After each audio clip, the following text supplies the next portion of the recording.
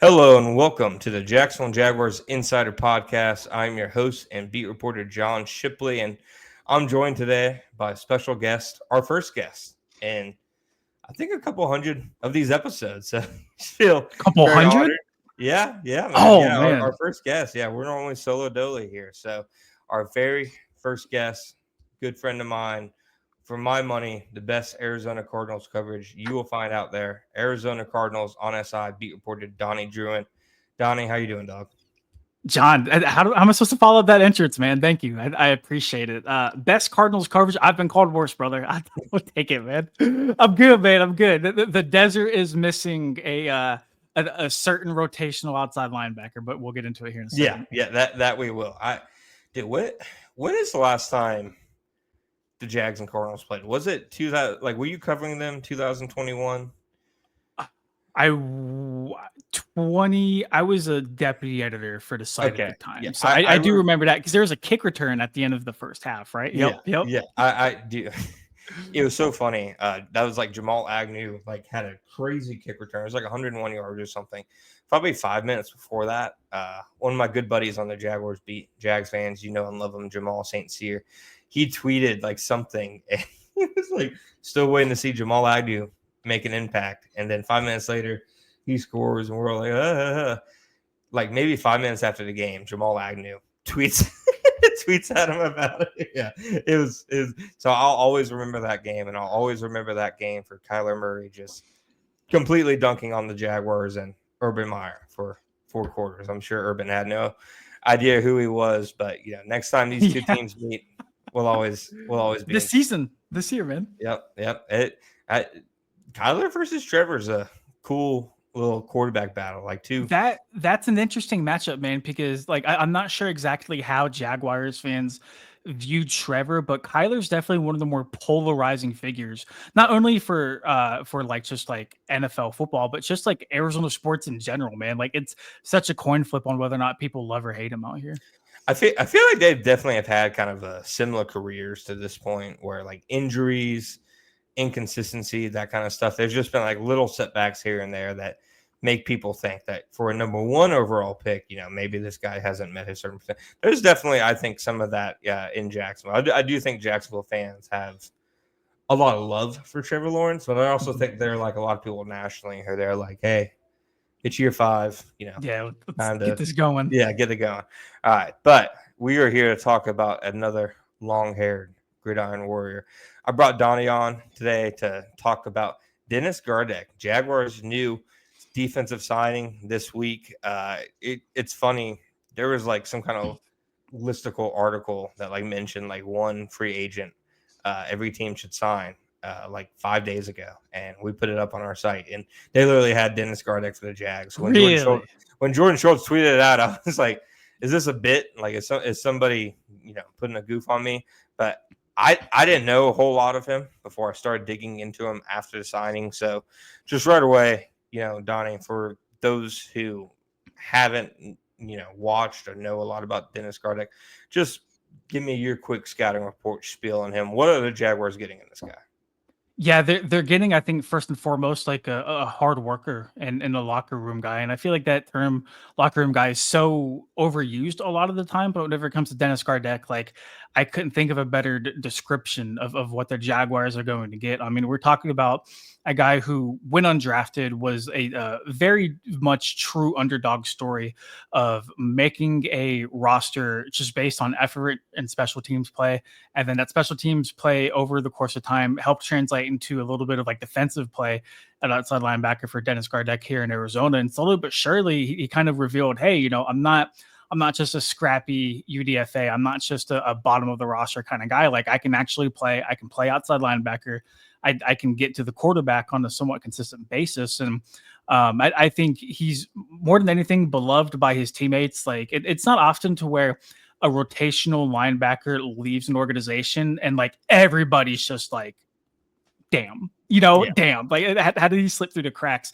But unfortunately, the Cardinals just beefed up their outside linebacker room so much over the offseason that like there really wasn't a whole lot of room or playing time for Gardeck. And he's a guy who's been pretty ultra productive when healthy and when given snaps on the defensive side of the ball. I mean, a couple years ago, he led the Cardinals in sacks. In 2020, he had 7 sacks on 94 snaps, which is ludicrous. So somebody told me that yesterday at practice. So like I saw this stat, I was like, "You're reading that wrong." There's no way there. That's right, dude. That's crazy. No, it's bonkers, man. So you're getting a guy who is a very high ceiling backup. Like he's proven he can get after the passer time and time again. A good special teams contributor. The locker room absolutely loved him. Did you see what I tweeted out on Twitter whenever Gardeck left? Yeah, 100%. Of how, like, I remember being in the locker room, and obviously no Jaguars fans followed me, so I have to retell the story really quick. I was in the locker room, and it's like a Friday before the game. So, John, like those guys are trying to get out of there. Like they don't want to sit around and like talk to media. Friday locker rooms are literally like tumbleweeds. They're coming through those. It's so bad, man. And I'm sitting there, I'm doing a story on like how like the Cardinals have like different like pass rush moves in their arsenal, and I'm trying to talk to Dennis Gardeck about like these like swim rip combinations. And I'm like, hey man, like you do this and this, like, what do you think you need to do this Sunday? Stares at me, John Shipley, like through my soul. And he's like, exactly what you just said. And then walks away. Overall, great guy. Like Jaguars fans are really going to love him. Really cool sack dance. Gardecky was his nickname around here. I'm sure that'll be adopted by people in Jacksonville. And just, I don't know, man. Like I don't want to call it a home run hire, but it's pretty damn close. Yeah, and like they're not like signing him either to like be like, okay, we need you right away to step. Like he's clearly coming in to serve as a rotational role. They signed Emmanuel Ogbah earlier in the offseason to be their number 3 edge. They signed DeJuan Smoot like a day before they signed Gardeck. And it's been funny, like for the last like couple of years, Trent Baalke, the general manager, when he was asked about like, hey, so what about having, some edge depth rush behind Josh Heinzel and Trayvon Walker? He's like, you want those guys off the field? Like, well, sometimes, yeah. So sure, sometimes they probably need to be. So what was the set? He had how many sacks on 95 snaps? 7. For context, former Jaguars first-round pick Caleb Von Chason had 5 sacks with the Jaguars on 1,344 career defensive snaps. So, yeah, definitely adding, something. They've been looking for like designated pass rushers like for years. It seems. Do the Jags run a 3-4 or 4-3? I think if so, like they have a first year. Oh, you guys just hired Cohn. You really don't. Okay. Yeah, so they have a first year defensive coordinator from Green Bay, Anthony Campanella, literally the most Jersey person in the NFL possible. Like straight up casted out The Sopranos. He has a lot of like he's worked like for Brian Flores, Vic Fangio, and stuff. If I had to guess without giving away too much information that we're not allowed to, wink wink Jaguars PR, I would imagine if you're watching. I would imagine they are going to be seeing some similar fronts to what Vic Fangio did with the Eagles last year. Gotcha. So a lot of like 4-man fronts. So like to me, what I kind of, Liam Cohen talked about him yesterday, and he was like, yeah, when I was with the Rams, every year we played him, he was on our game record board. He said like they have it for special teams, and then eventually he got on it for rushing the passer. And he was like, last year he had 3 sacks in a game. Don't know how many guys do that. And I looked, and those 3 sacks came against the Rams, which was pretty funny considering Cohen's ties. So I think they definitely see him as like a designated like pass rusher, third down guy, but also somebody who, if need be, can kind of drop in the coverage. I don't want to compare him to Andrew Van Ginkel because every white pass rusher, linebacker, tweener with long hair gets compared to him, and it's like the Boss Baby meme, like guy who's only seen Boss Baby watching a movie, and he's like, I'm getting some Boss Baby vibes from this. But I think he could be like their kind of version of that, a guy who, yeah, he can play linebacker and like certain things. He can drop into coverage. I know he had like a big interception last year. That's kind of the role I envision him in. Is that kind of what he did in Arizona? Yeah, I was gonna say he was really like a jack of all trades, man. Like he's capable of dropping back into coverage. He's obviously able to get after quarterback. I didn't think he was too terrible in like run support. But like a lot of the downs they had him in before he got hurt and he tore his ACL in week 7, they were majority like passing downs. I felt like, speaking of the injuries, I feel like maybe that is the one thing holding him back is that like 2 years he has landed on injured reserve with a knee injury. He's coming off a torn ACL. I don't know if and when he'll be ready. I haven't seen anything on like Yeah, his like progress, his timetable, his recovery, anything like that. But obviously, like he was healthy enough to pass the physical, right? yeah, yeah. No, he was in shorts and no helmet at practice. They just taking it in like the rest of us. Did their defense, like specifically the pass rush, after he got hurt, like how much did that kind of impact like Arizona? So I do feel like it took a little bit of a dip, but to be honest, like they had already lost their second round pick, BJ Ojolari, in training camp previously. They didn't have Darius Robinson for the entire year, their first round pick They in were banged up. 2024. So like their edge group and their overall pass rush like was already kind of taking hit before Gardeck got hurt. Yeah, But they had to rely on like Zaven Collins, who is not that great of a pass rusher. Xavier Thomas on the opposite end of him. So they trade for Baron Browning and at the NFL trade deadline from the Denver Broncos. So like I think if that gives you any indication, like they felt like after Gardeck went down, they needed to bring in another body. So he's not some world beater. He's not yeah, Lawrence Taylor, but like yeah. he is productive. And when he is healthy, he's going to give you a lot. And like I forgot to mention this, but like he was the team captain under head coach Jonathan Gannon too. So like he was very, very valued both in special teams, defense, and in the locker room in general.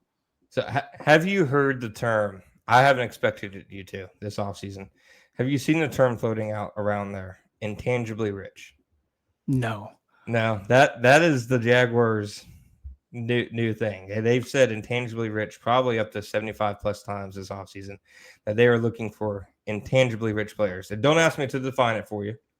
I can't. It I seems think I like can put two and two together. It yeah, might equal 7, but you know. yeah. James Gladstone might refer to you then as intangibly curious. He's pulled that one. He's pulled that one out too.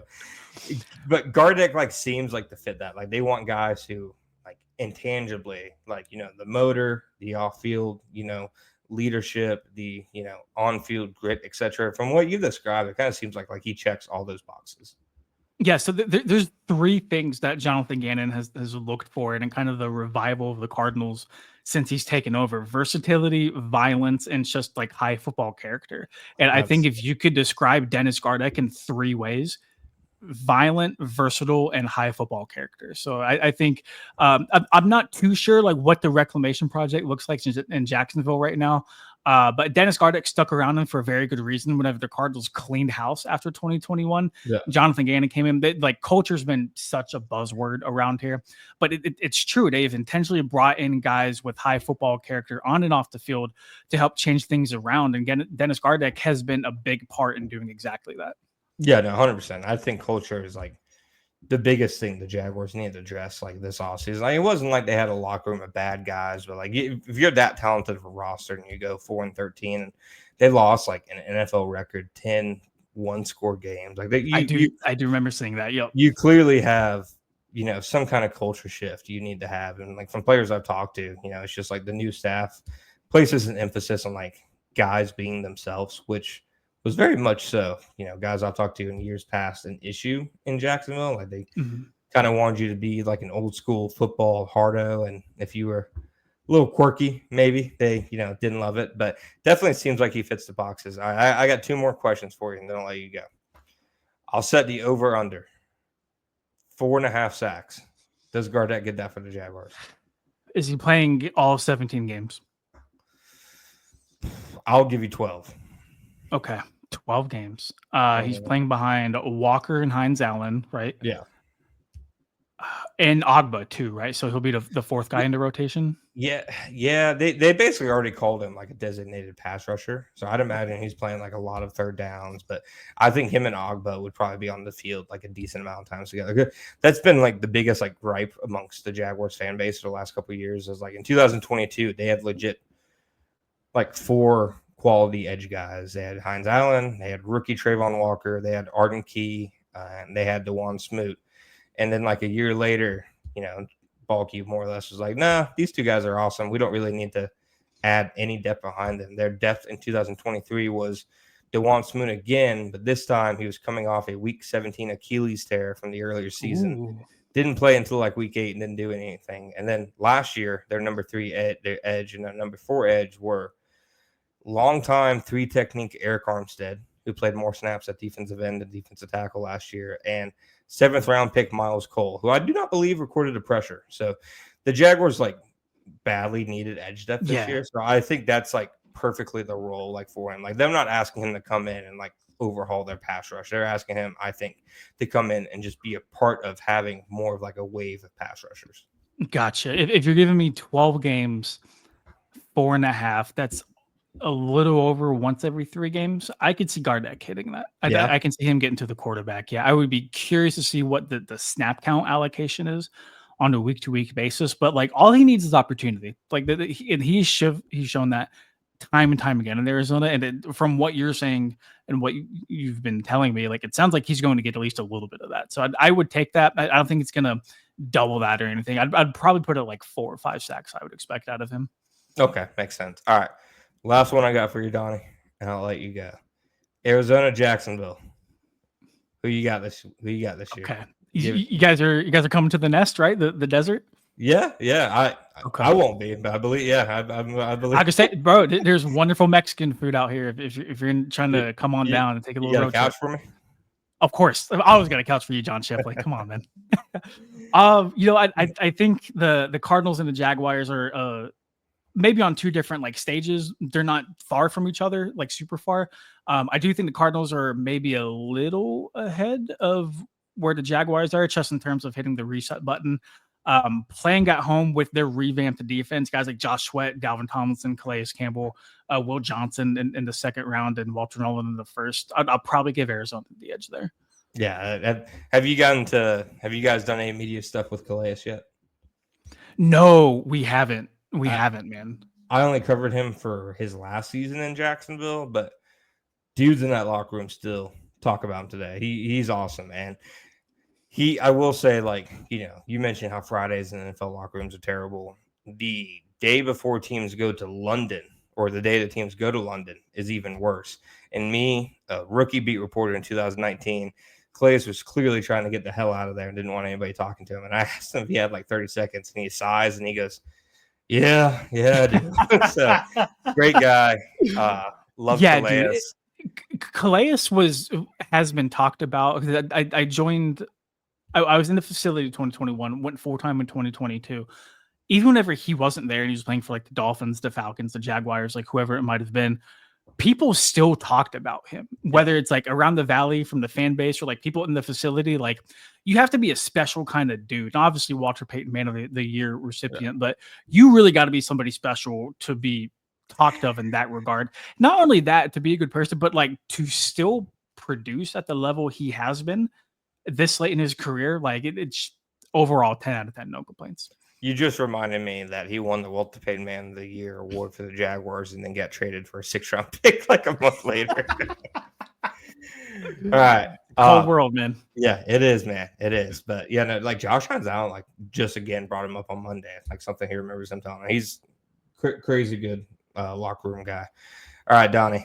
I appreciate all the info on Gardeck. I'm sure all the fans are going to appreciate the info on Gardeck. They're still in the honeymoon phase where if James Gladstone signs you, you're a home run. But I like legitimately feel like, for what they kind of need, which is just edge rush depth, maybe a little bit of a different style kind of guy. And then one of those guys who can kind of do a multitude of things and versatility, that he makes a lot of sense. And I think you laid it out perfectly, and I think it's pretty easy to see why the Jaguars ended up going with him.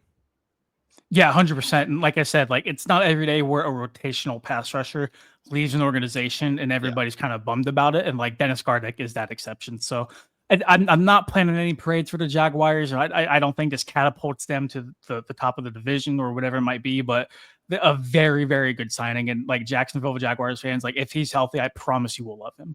Yeah, absolutely. Donnie, you want to go ahead and plug your social, plug your site before we head out of here? Yeah, follow me on Twitter or X, whatever the cool kids call it, at Donnie Druin, and then follow to work at si.com/NFL/Cardinals. Hey, thank you guys for joining. As always, you can find us on Twitter, Facebook. I'm still not calling it X Donnie. You can find us at Jaguars on SI, and you can also find us on YouTube at Sports Videos on SI. Donnie, I appreciate it, brother. Appreciate you.